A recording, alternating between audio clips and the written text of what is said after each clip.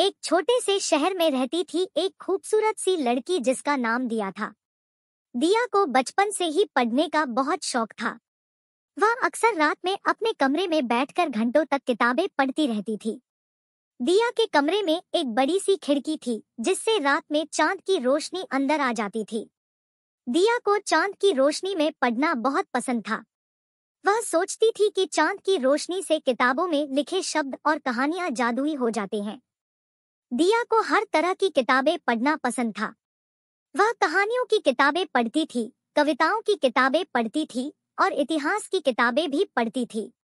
वह नई चीजें सीखने के लिए बहुत उत्सुक थी और हमेशा नई किताबें पढ़ने के लिए ढूंढती रहती थी।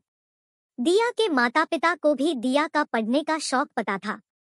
वह अक्सर दिया को नई किताबें लाकर देते थे और उसे पढ़ने के लिए प्रोत्साहित करते थे। वे जानते थे कि पढ़ाई से दिया को नई दुनिया देखने का मौका मिलेगा और वह एक समझदार और सफल इंसान बनेगी। एक रात दिया एक नई किताब पढ़ रही थी। वह उस किताब में लिखी कहानी में इतनी खो गई थी कि उसे पता भी नहीं चला कि सुबह हो गई है।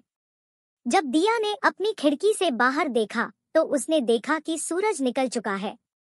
दिया को बहुत अच्छा लगा कि वह रात भर किताब पढ़ती रही। वह जानती थी कि वह किताब पढ़कर बहुत कुछ सीख चुकी है और वह अगली रात भी एक नई किताब पढ़ने के लिए बेताब है। दिया हमेशा याद रखेगी कि कैसे उसने रात में किताब पढ़ना शुरू किया था। वह जानती थी कि किताबें उसे हमेशा खुशी और ज्ञान देंगी।